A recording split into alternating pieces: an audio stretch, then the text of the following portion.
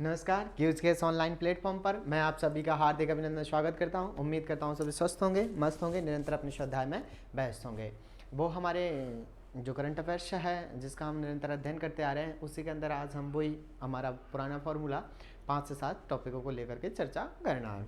जैसे आज मैं बात करूं, आज हम किस पर बात करने वाले हैं। सबसे पहले बात करने वाले हैं आपके टेली मानस पर। टेली मानस क्या है, इसके क्या उद्देश्य है या हमें इसके बारे में क्या देखने को मिलता है। फिर बैक टू स्कूल कार्यक्रम क्या है, कहाँ चलाया गया है। ऑपरेशन अजय, जिसकी हालांकि हम बात भी कर चुके हैं, पर थोड़ा सा और भी आज उसको बात करेंगे। जैसे स्टेट होल्डर प्रमाण पत्र क्या है, बैंगा जनजाति समूह, पीबीटीजी को आवास अधिकार, इनको क्या आवास अधिकार है, इनके लिए कौन सी भौतिक सुख सुविधाएं उपलब्ध करवाई जाएंगी। भाई मुख्यमंत्री शहरी विस्तारीकरण शहर प्रोत्साहन योजना क्या है और बंधन योजना क्या है। ये सभी 7 टॉपिकों को लेकर के हम आपसे बातचीत करने वाले हैं। तो चलिए मैं आप सभी का एक बार पुनः हार्दिक अभिनंदन और स्वागत कर देता हूँ। सबसे पहले हमारे सामने टेली मानस। टेली मानस ये आखिर होता क्या है। तो आप बात करूं मैं टेली मानस को लेकर के, तो टेली मानस भारत में एक मानसिक स्वास्थ्य हेल्पलाइन है। क्या है, भारत में एक मानसिक स्वास्थ्य हेल्पलाइन है आपका टेली मानस, और इसे अक्टूबर 2022 में स्वास्थ्य और परिवार कल्याण मंत्रालय द्वारा लॉन्च किया गया है। क्वेश्चंस क्या पुटअप किया जा सकता है, वो ये है कि इसको किसके द्वारा किया गया है, तो स्वास्थ्य और परिवार कल्याण मंत्रालय के द्वारा लॉन्च किया है। कब किया गया है, तो अक्टूबर 2022 के अंदर लॉन्च किया गया था, ठीक है ना। और ये टेली मानस है क्या, वास्तव में एक मानसिक परीक्षण है, ठीक है ना, हेल्पलाइन। आगे बात करूं मैं उद्देश्य, तो इसका उद्देश्य है लोगों को गुमनाम रहते हुए अपने मानसिक स्वास्थ्य संबंधी मुद्दों के लिए सहायता प्राप्त करने में सक्षम बनाना। दूसरा यह है कि विशेषज्ञ देखभाल और फॉलोअप के लिए समय पर रेफरल की सुविधा प्रदान करना है। तीसरा है कि मानसिक स्वास्थ्य देखभाल क्षमता और नेटवर्किंग को बढ़ाना।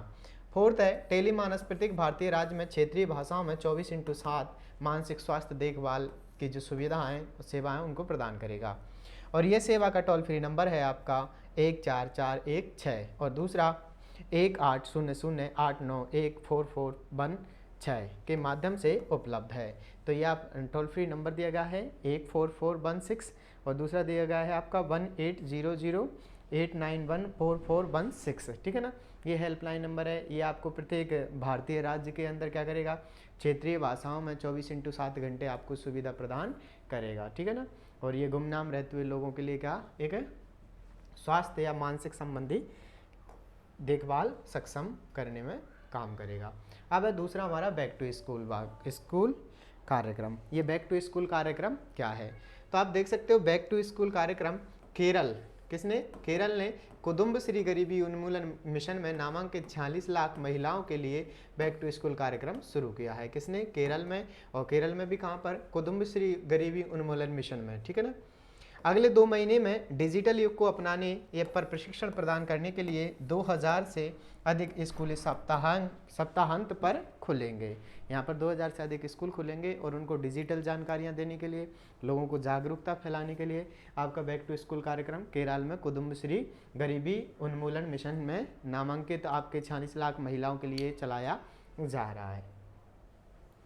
आगे बात करूं, इस कार्यक्रम का उद्देश्य है महिलाओं को सशक्त बनाना, ठीक है ना, और घरेलू आय को बढ़ाना। क्या करना है, महिलाओं को सशक्त बनाना, घरेलू आय के लिए उनकी जो इनकम्स है उनको बढ़ाना और कामकाज को मजबूत करना, ये इसका उद्देश्य है। वही बात करूं, कक्षाएं संगठनात्मक ताकत, सामुदायिक जीवन सुरक्षा, डिजिटल युग कौशलों जैसे विषयों को कवर करेंगे, ठीक है ना। इन विषयों से संबंधित सभी को क्या करेंगे, ये कवर करने का काम करेंगे। भाई उदाहरण की बात करें तो भारतीय समाज सामाजिक न्याय शासन, महिला सशक्तिकरण, महिलाओं पर संबंधी प्रश्नों से किया जा सकता है, ठीक है ना, इन प्रश्नों से किया जा सकता है, ठीक है। याद रखना है केरल से चलाया गया था। हम इसकी ऑपरेशन अजय की हालांकि पहले ही बात कर चुके हैं, पर याद रखना है कि जो इजराइल और हमास के बीच युद्ध चल रहा है, उन दोनों के बीच में जो भारतीय नागरिक थे उनको वापस इंडिया में लाने के लिए चलाया गया था। इजराइल से लौटने वाले इच्छुक भारतीयों को वापसी के लिए जो चलाया गया था वो कौन सा था, आपका ऑपरेशन अजय। ये साल दूसरी निकासी ऑपरेशन होगा।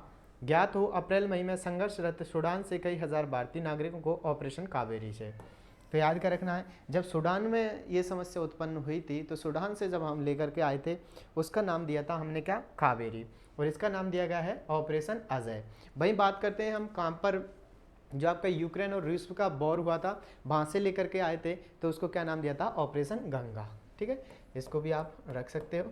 अजय कहाँ से संबंधित है आपका ऑपरेशन अजय, इजराइल से, ठीक है ना। और गंगा कहाँ से संबंधित है, रूस यूक्रेन से, यानी यूक्रेन से लेकर के आए थे। और कावेरी कहाँ से संबंधित है, तो आपका सूडान से। अब ऑपरेशन अजय की बात करें तो ऑपरेशन अजय के तहत विशेष चार्टर और अन्य व्यवस्थाएं की जा रही हैं।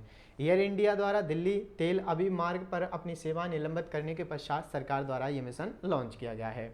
हमास की जमीन, आसमान और समुद्री हमले के बाद इजराइल ने गाजा पट्टी के खिलाफ बड़े पैमाने पर सैन्य हमला किया है। अभी देख सकते हो आप, अभी तकरीबन को 20, 30, 40 दिन हो गए हैं युद्ध को चलते हुए, और अभी भी भयंकर तबाही वहाँ देखने को मिल रही है। ठीक है, तो बड़े पैमाने पर सैन्य हमला किया है। वहीं बात करें, इसने दक्षिणी लेबनान में हिजबुल्लाह को भी आकर्षित किया है, जिसने इजराइल के उत्तरी क्षेत्र में रॉकेट दागे हैं। लेबनान का जो हिजबुल्लाह है उसको भी, मतलब हमास की तरफ से वो भी हमास के पक्ष में कह सकते हैं हम एक तरीके से खड़ा हो गया है, और वो भी क्या कर रहा है, वो भी आपका इजराइल के ऊपर अटैक कर रहा है। वो भी कहाँ पर, उत्तरी क्षेत्र में रॉकेट दागने का काम किया है। ठीक, भाई आगे मैं बात करूँ आपसे,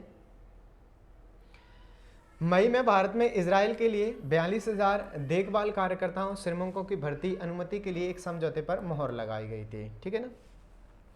विभिन्न इजरायली विश्वविद्यालयों और संस्थानों में 900 भारतीय छात्र नामांकित हैं, और इजराइल में बड़ी संख्या में व्यापारी हों, वो आपके IIT पेशेवर हों, घरेलू कर्मचारी हों, या देखभाल करने वाले या काम करने वाले हों, वो वहाँ पर निवास करते हैं।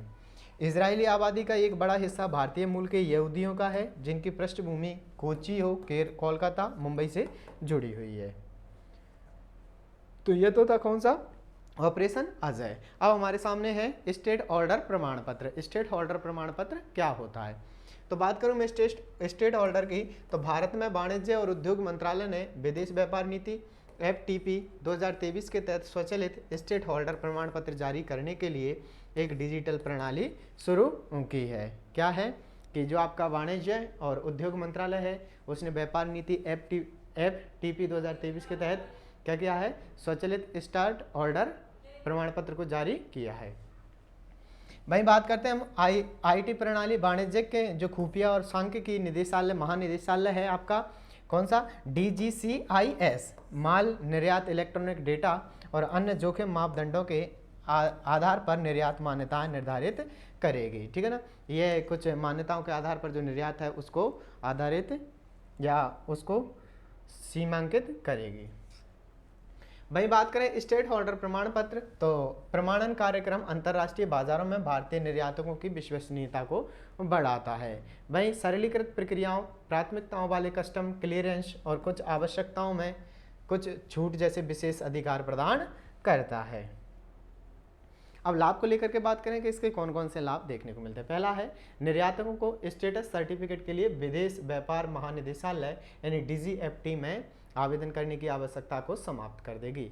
वो आपके जो आवेदन करने की प्रक्रिया थी अब उसको समाप्त कर देगी। दूसरा, नई प्रणाली प्रक्रिया को सरल बनाती है। तीसरा, अनुपालन बोझ को कम करती है। फोर्थ है सुलभ व्यापार प्रक्रिया को बढ़ाती है। सुलभ व्यापार प्रक्रिया को बढ़ाती है, अनुपालन बोझ को कम करती है, नई प्रणाली को सरल बनाती है और आपके आवेदन की आवश्यकताओं को समाप्त कर देती है। अब है हमारा नेक्स्ट टॉपिक, और नेक्स्ट टॉपिक है आपका बेंगा जनजाति समूह PVTG। कौन सा, PVGT। ठीक, को आवास अधिकार। तो क्या है PVGT, छत्तीसगढ़ में बेंगा विशेष रूप से कमजोर जनजातीय समूह है को आवास अधिकार प्रदान किया गया है, जिससे यह राज्य में ऐसे अधिकार प्राप्त करने वाला दूसरा PVTG बन गया है। क्या बन गया है, ये दूसरा राज्य बन गया है जो कि क्या करेगा, अपने अधिकारों को प्राप्त करेगा।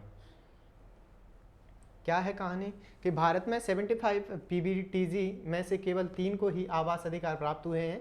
मध्य प्रदेश में भारिया जनजाति, ठीक है। और छत्तीसगढ़ में कमार जनजाति और अब बेगा जनजाति, तीन ही याद रखनी है आपको, भारिया। और भारिया कहाँ की याद रखनी है आपको, एमपी के अंदर, ठीक है ना। वही बात करूँ मैं कमार जनजाति, और कमार कहाँ की है, छत्तीसगढ़ की। और दूसरा बेंगा जनजाति, और बेंगा भी कहाँ की है, छत्तीसगढ़ की। तीसरी जनजाति है जिसको पीबीजीटी में क्या आवास का अधिकार दिया गया है। भाई यहाँ पे याद रख सकते हो मध्य प्रदेश से कि सर्वाधिक जनजाति कहीं अगर किसी राज्य में देखने को मिलती है तो वो किस में है, तो मध्य प्रदेश में, ठीक। आगे बात करें पीबीटीजी है क्या, तो विशिष्ट असुरक्षित जनजाति समूह को कहते हैं। किसे कहते हैं, विशिष्ट असुरक्षित जनजाति समूह को हम पीबीटीजी कहते हैं। इन्हें नियमित अनुसूचित जनजातियों की तुलना में अधिक असुरक्षित माना जाता है। जो हमारे यहाँ पे जनजातियाँ निवास करती हैं उनकी तुलना से कहीं अधिक माना जाता है इनको असुरक्षित, किसको, पीबीटीजी को। सरकार ने 2006 में आदिम जनजाति समूह पीटीजी का नाम बदलकर पीबीटीजी कर दिया था। और डेवर आयोग ने 1973 में पीटीजी श्रेणी बनाई थी। पीटीजी श्रेणी 1973 में बनाई, 2006 में इसका नाम पीबीटीजी कर दिया। और ये क्या होता है, जो आपकी रेगुलर जो अन्य जनजातियाँ होती हैं उनसे भी अधिक असुरक्षित है। तीन ही जनजातियाँ इसके अंतर्गत आती हैं जिनको आवास का अधिकार दिया गया है, ठीक है ना। भारिया आपकी कहाँ से, भारिया मध्य प्रदेश से, आपकी खमार जनजाति जो छत्तीसगढ़ से है, और तीसरा आपकी जिसके बारे में हम अभी अध्ययन कर रहे हैं, ठीक है। आगे हम मुख्यमंत्री शहरी विस्तारीकरण शहर प्रोत्साहन योजना क्या है क्या नहीं है इसकी बात करें तो उत्तर प्रदेश सरकार, राज्य सरकार द्वारा अयोध्या, मेरठ, आगरा, सहारनपुर, वाराणसी, मुरादाबाद और कानपुर के साथ आवास विकास परिषद वाले शहरों में टाउनशिप बनाने की अनुमति दी गई है, ठीक है ना। आगे इसके लिए मुख्यमंत्री शहरी विस्तारीकरण शहर प्रोत्साहन योजना की शुरुआत की गई है। इन सभी विकास प्राधिकरण और आवास विकास परिषद के मुख्यमंत्री शहरी विस्तारीकरण योजना में 1680 करोड़ रुपए दिए जाएंगे। वे जमीन अधिग्रहण करने के बाद आवासीय योजना लेकर के आएंगे। योजना के तहत खर्च का 50% राज्य सरकार अधिकतम 20 साल के लिए देगी और शेष पैसा संबंधित विकास प्राधिकरण को स्वयं जुटाना होगा, ठीक है। अब बंधन योजना क्या है। उत्तर प्रदेश के मुख्यमंत्री योगी आदित्यनाथ ने शहरी निकायों में स्थित सांस्कृतिक, पौराणिक, ऐतिहासिक, धार्मिक स्थलों के विकास के लिए बंधन योजना को स्वीकृति दी है। इस योजना के तहत इन स्थलों पर बुनियादी सुविधाएं विकसित की जाएंगी। किस पर, आपकी कौन कौन सी सुविधाएं दी जाएंगी, आपकी लाइटिंग है, पेयजल है, टॉयलेट है, साफ सफाई है, लिंक रोड है और बेंच पेयजल की व्यवस्था है, वहीं पेंटिंग की व्यवस्था है, आपके इंटरलॉकिंग, परिक्रमा पथ और घाटों का निर्माण और अन्य। आप देख सकते हैं इन सब चीज़ों को, जैसे ये घाटों का निर्माण करवाना है, इंटरलॉकिंग करवानी है, सफाई करनी है, आपको नल की सुविधा है, स्ट्रीट लाइट की सुविधा है, टॉयलेट की सुविधा प्रदान की जाएंगी। जिला अधिकारी की अध्यक्षता में बनी कमेटी में प्रत्येक वर्ष दो स्थलों का चयन किया जाएगा और इस योजना में वित्तीय वर्ष 23-24 में 50 करोड़ रुपए की व्यवस्था की गई है, ठीक। और आज का हमारा क्वेश्चंस है, निम्नलिखित स्थानों कथनों पर विचार करना है आपको।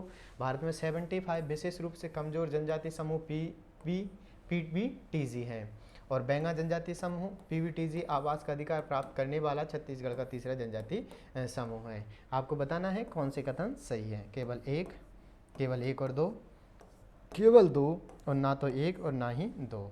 तो ये सभी के सभी अपना जवाब कमेंट के अंदर देंगे। इन महत्वपूर्ण बिंदुओं को लेकर हमने बातें की थी और मैं उम्मीद करता हूँ कि आपको अच्छा लगा होगा और ये आपके भविष्य के किसी न किसी एग्ज़ाम में कहीं ना कहीं योगदान अवश्य दे। जय हिंद, जय भारत।